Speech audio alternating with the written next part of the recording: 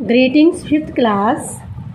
Today we will start SST first chapter, page number 239.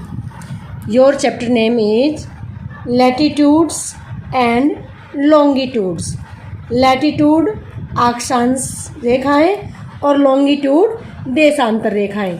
जो हमारा ये ग्लोब आप देख रहे हैं, इस पे जो आपकी लेफ़्ट टू राइट और राइट टू लेफ़्ट जो लाइंस हैं, इनको हम कहते हैं लैटिट्यूड अक्षांश रेखाएं. एंड लॉन्गिट्यूड जो हमारी ऊपर से नीचे आई हुई हैं, इनको कहते हैं हम लॉन्गिट्यूड मीन्स देशांतर रेखाएं. तो इस तरह से हम अपने ग्लोब की अपनी अर्थ की स्टडी करते हैं. इसमें हम पढ़ेंगे कि पॉइंट क्या है. द इमेजिनरी लाइन, ये जो हमारी लॉन्गिट्यूड और लैटिट्यूड होती हैं, लैटिट्यूड और लॉन्गिट्यूड, ये इमेजिनरी लाइन है. किसी भी प्लेस का मैप ड्रॉ करने के लिए हम पहले इमेजिनरी लाइन लगाते हैं और तभी हम उसका प्रॉपर मैप ड्रॉ कर सकते हैं. लैटिट्यूड पढ़ेंगे हम, longitude location place and calculating time. इनको टाइम लाइन कहते हैं. इनकी वजह से हम अपना टाइम स्केल करते हैं कि किस देश में क्या समय हुआ. Look at the globe, it is your globe. इस पे देखिए आप, it has vertical and horizontal lines on it. Vertical standing line को कहते हैं, हॉरिजेंटल स्लीपिंग लाइन्स को कहते हैं.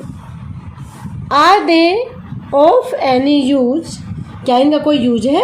आई wonder what these lines show. मैं बड़ा हैरान हूँ कि लाइन क्या शो करती हैं.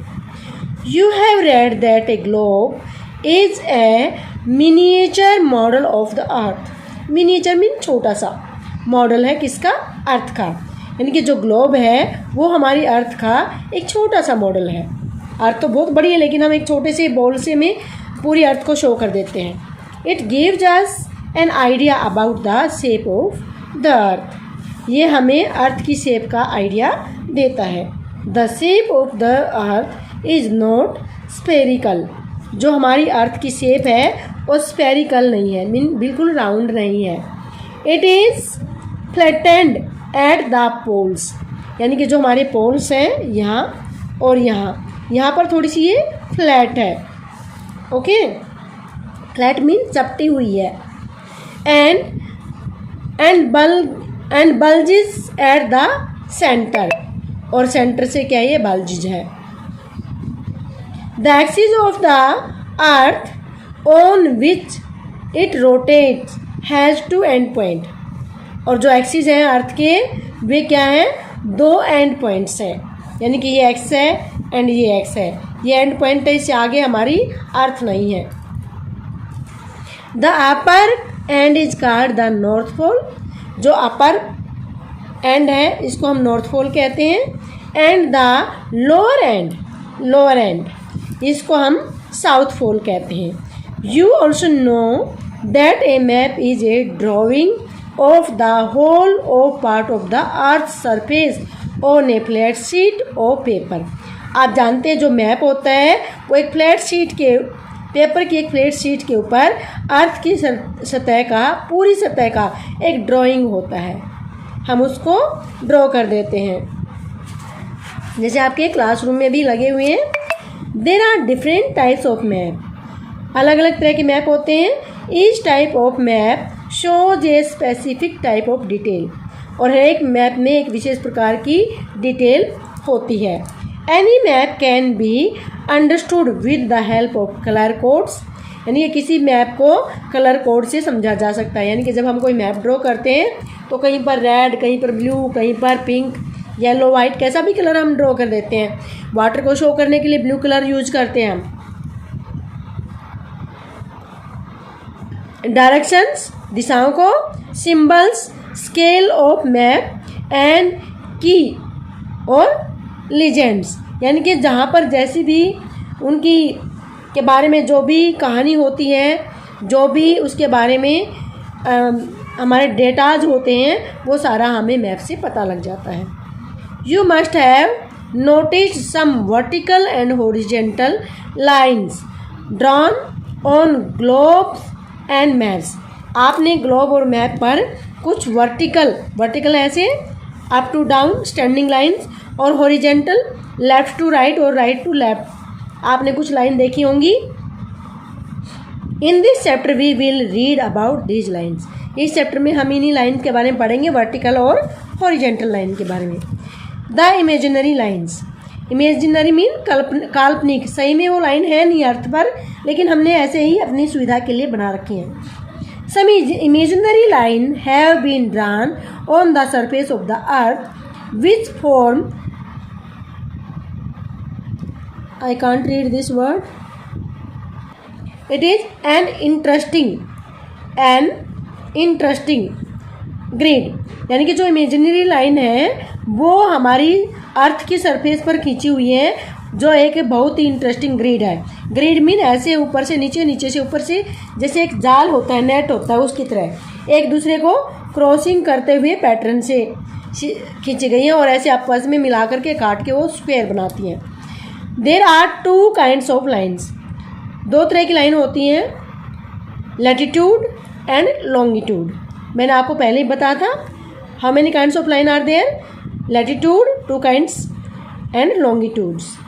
The latitudes and longitude are marked in degrees. जो हमारी लॉन्गिट्यूड होती हैं और लैटिट्यूड होती हैं उनको डिग्रीज में नापा गया है। जैसे आप एंगल को डिग्री में नापते हैं ना, इसी तरह से with the help of these lines we can locate places on the globe. और इन्हीं लाइनों की वजह से हम ग्लोब के ऊपर किसी भी स्थान की स्थिति बता सकते हैं। जैसे हमारा इंडिया कहाँ है, पाकिस्तान कहाँ है, अमेरिका कहाँ है, as these lines also help in calculating the time at any place on earth. और इन्हीं लाइन्स की सहायता से अर्थ पर किसी भी प्लेस का टाइम कैलकुलेट किया जा सकता है। जैसे हम कह देते हैं ना हमारे यहाँ दिन, अमेरिका में रात है, इस तरह से।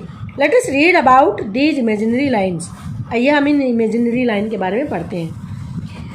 लैटिट्यूड्स, द इमेजिनरी लैटिट्यूड के बारे में पढ़ते हैं हम। लैटिट्यूड मीन अक्षांश रेखाएं। The imaginary horizontal lines are known as latitude. जो हमारी हॉरिजेंटल लाइन होती हैं, स्लीपिंग लाइन्स, यानी कि लेफ्ट टू राइट, उनको हम लैटिट्यूड कहते हैं। They are drawn from east to west. तो ये ईस्ट टू वेस्ट ड्रॉ की गई हैं। Are latitude are parallel lines. जो हमारी लैटिट्यूड है ये पैरेलल है, कहीं पर आपस में मिलती नहीं। Therefore they are known as also known as parallel और लैटिट्यूड। इसलिए इनको पैरेलल ऑफ लैटिट्यूड कहते हैं। क्या कहते हैं? किसको कहते हैं पैरेलल ऑफ लैटिट्यूड? हम लैटिट्यूड्स को, लाइन्स को। The latitude which divides the earth into two equal halves is known as equator. और जो हमारी लैटिट्यूड लाइन है जो अर्थ को बिल्कुल सेंटर से हाफ कर देती है, उसको हम क्या कहते हैं? इक्वेटर, हिंदी में भूमध्य रेखा।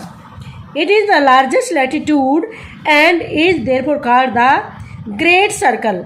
ये क्योंकि बीच से ना हमारी अर्थ अब ऐसे है खरबूजे की तरह, तो बीच में से जो होगा सबसे बड़ी लाइन होगा, इसलिए इसको ग्रेट सर्कल कहते हैं। Each half is called a hemisphere. हर एक हाफ को हम क्या कहते हैं?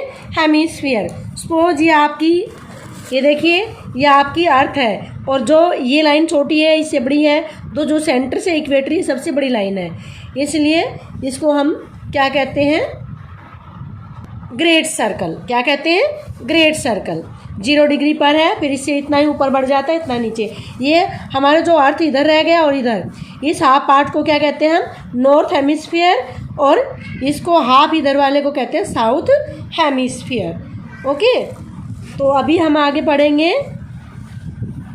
The part above the equator is called northern hemisphere and the part below the equator is called southern hemisphere. आपको मैंने पहले ही बताया है।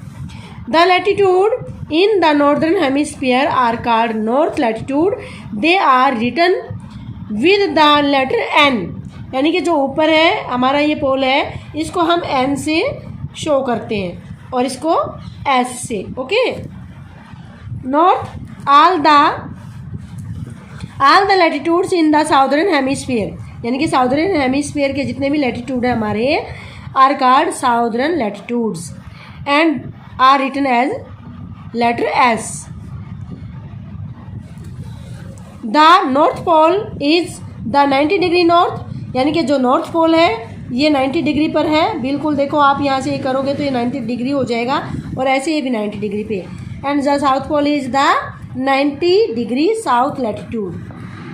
Latitude help us in to locate the north south position of any place of the globe, यानी कि globe पर जो हमारे लैटिट्यूड है ये किसी भी प्लेस की हमें नॉर्थ और साउथ पोजीशन बता देते हैं, क्योंकि जो हमारी इक्वेटर है इससे नॉर्थ की तरफ होगा ऊपर की तरफ तो नॉर्थ हेमिस्फेयर हो जाएगा, और इससे नीचे की तरफ होगा तो ये हमारा साउथ हेमिस्फेयर हो जाएगा। अभी हम पढ़ेंगे the important line of latitude are. There are a total of 181 latitude, यानी कि हमारे पास कितनी लैटिट्यूड लाइन है 181। ये जो ऐसे ईस्ट टू वेस्ट खींची गई है ना ये लाइन, हमारे पास कितनी है 181। 90 इन the northern and 90 in the southern hemisphere and the 0 degree equator, और एक हमारी क्या है 0 डिग्री इक्वेटर है। इसको हम लाइन नहीं काउंट करते, 90 इधर है 90 इधर 180 और 1 हमारी ये इक्वेटर होगी, तो टोटल हुई 181। The important lines of latitude are, कौन सी है लैटिट्यूड की important line, equator, tropical of cancer जो हमारे इंडिया में से बिल्कुल सेंटर से जाती है हमारे इंडिया के 23.5 डिग्री नॉर्थ में है ये, एंड ट्रॉपिकल ऑफ कैप्रिकॉर्न जो भूमध्य सागर के नीचे से जाती है ऑस्ट्रेलिया के बीच में से, ठीक है। अब उसके बाद है Arctic circle, Arctic northern part है सबसे ऊपर जहाँ पर बहुत ज़्यादा बर्फ़ होती है, ये 66.5 डिग्री पर है। एंड अंटार्कटिक सर्कल जहाँ पर कोई भी लाइफ पॉसिबल नहीं है, कोई रहता ही नहीं है, वहाँ पर 66.5 डिग्री साउथ में है। तो आज के लिए सिर्फ इतना ही। Thank you, have a nice day. Read is carefully.